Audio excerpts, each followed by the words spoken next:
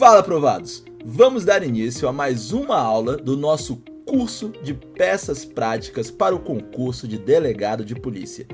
E na aula de hoje vamos trazer um tema que é muito importante, muito cobrado na segunda fase do concurso de delegado de polícia, que é a prisão preventiva. Então vamos falar sobre a representação de prisão preventiva. Mas antes de assistir esse vídeo, eu gostaria que vocês, por favor, deixassem o seu like, seguisse o nosso canal, se inscreva no nosso canal para ter acesso a todos os conteúdos, aulas, dicas, atualizações e nosso curso de peças práticas que já está bombando aí, já está trazendo vários conteúdos para vocês.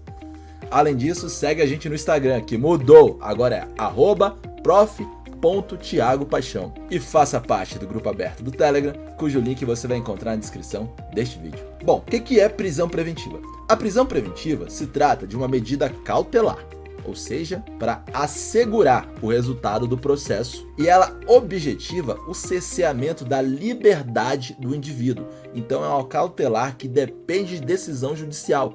É um ataque a um direito e garantia individual que é da liberdade. E ela deve ser decretada pelo juiz, possui reserva de jurisdição.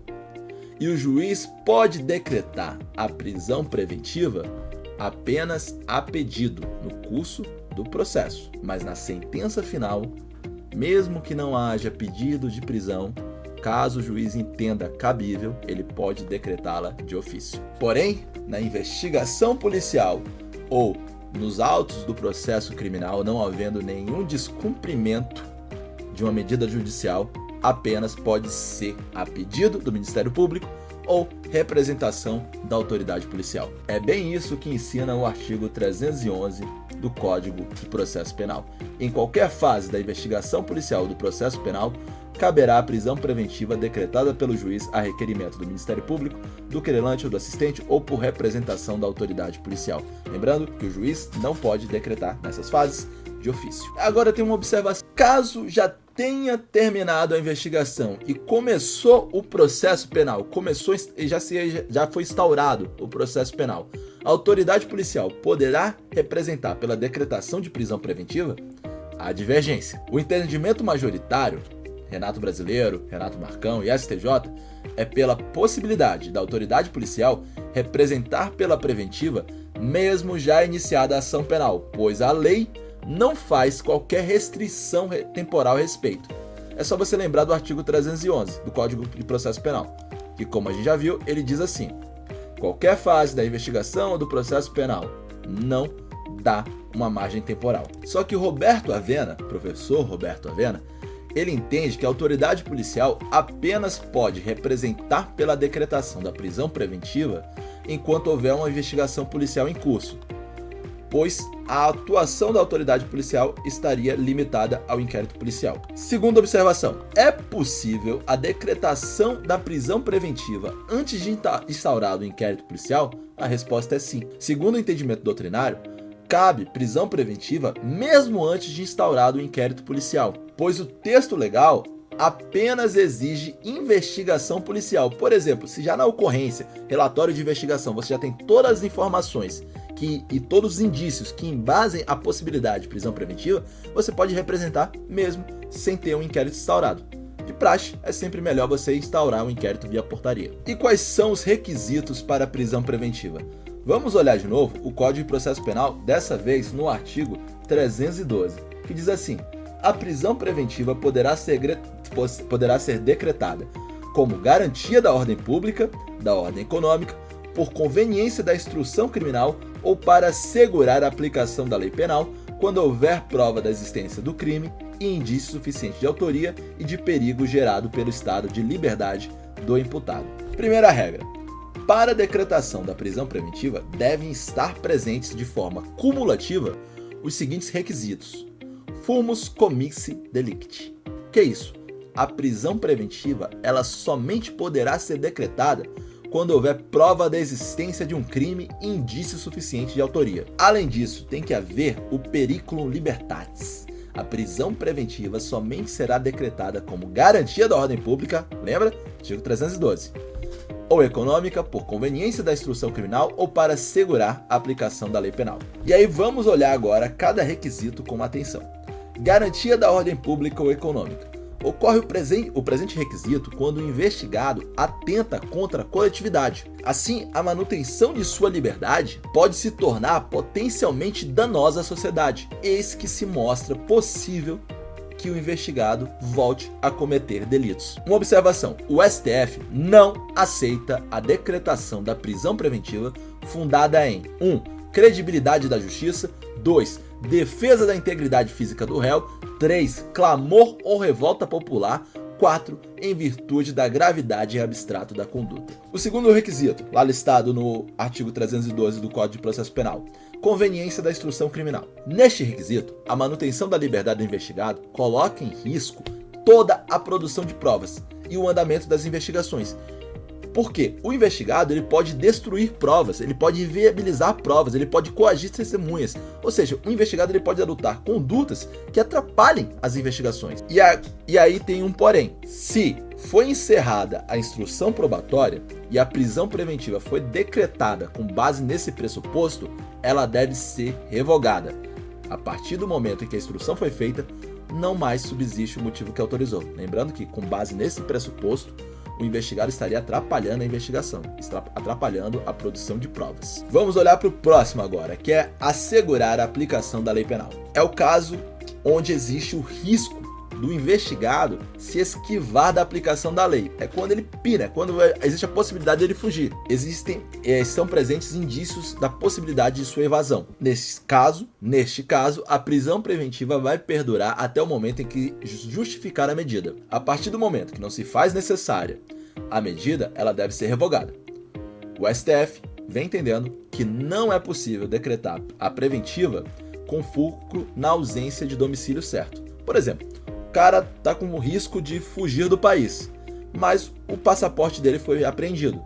Nesse caso, não precisa mais da preventiva, já que ele a possibilidade dele de fuga do país se torna menor, a não ser que ele crie ou se descubra que existe uma possibilidade de fuga por terra, sei lá, o modo dele driblar a fronteira. Vamos para algumas observações. Primeiro, o simples fato do suspeito não comparecer à delegacia não autoriza a prisão cautelar sob o fundamento de assegurar a aplicação da lei penal.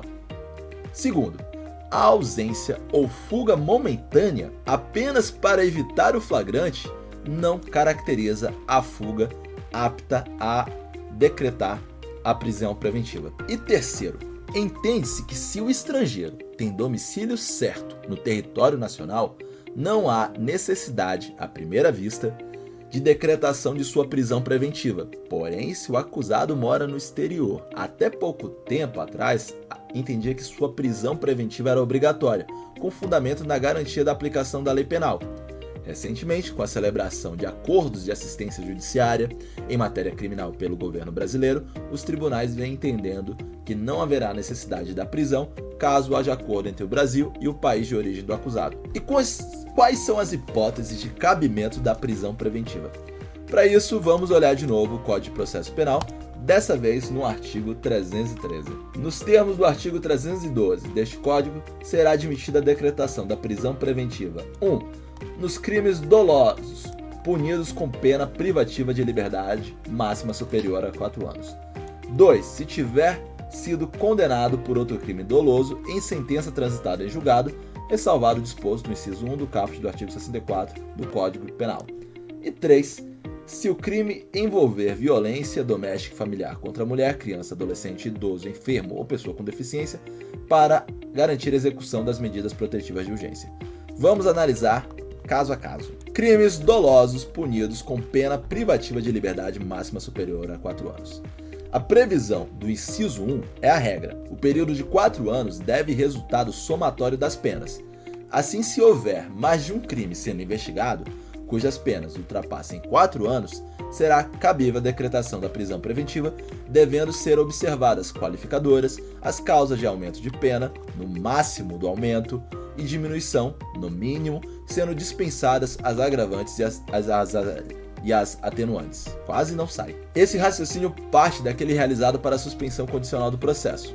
Por fim, é importante registrar que, a priori, não é admitida a prisão preventiva em crime culposo e nem mesmo diante de contravenções penais. Então, se você estiver na hipótese de um crime culposo, estiver lá na sua prova que é um crime culposo, nem pense em refazer representação de prisão preventiva. O segundo, se tiver sido condenado por outro crime doloso em sentença transitada em julgado, ressalvado o disposto no inciso 1 do caput do artigo 64 do Código Penal. Nesse caso, independe o tempo da pena cominada ao delito em questão. Se tiver sido condenado por outro crime doloso, vai caber a prisão preventiva. E o terceiro, casos envolverem violência doméstica, familiar contra a mulher, criança, adolescente, idoso, enfermo, pessoa com deficiência, para garantir a execução das medidas protetivas de urgência.